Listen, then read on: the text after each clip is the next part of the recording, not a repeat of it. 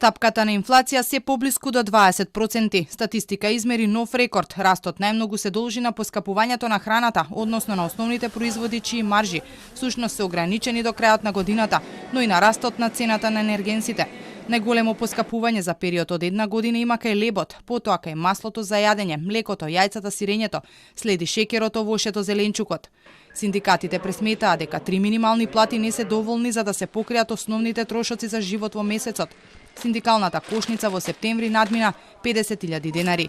Синдикатите јасно укажуваат на тоа дека владата повеќе нема простор да тактизира, туку треба веднаш да ја превземе одговорноста и да ги прифати мерките, кои тие подолго време ги бараат.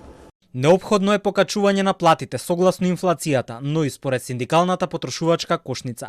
Ако не се направи тоа, ќе настанат социјални немири, кои ќе се одразат на економијата и на целото стопанство. Пакетот антикризни мерки се уште не е комплетиран, но министерката Тренчевска уверува дека помошта за оние на кои им е најпотребна ќе се знае на стартот од следната недела. Следната недела многу скоро ќе бидат објавени кои целни групи ќе бидат офатени и колкава ќе биде поддршката што граѓаните ќе ја добијат во наредниот период. И тоа се разговара дали да бидат ваучери или да бидат средства директно префрлени на сметка на граѓаните, дали да бидат ваучери за купување на домашни производи. Досега единствена мерка за ублажување на ценовните шокови е ограничувањето на маржите на основните производи која важи до крајот на годината.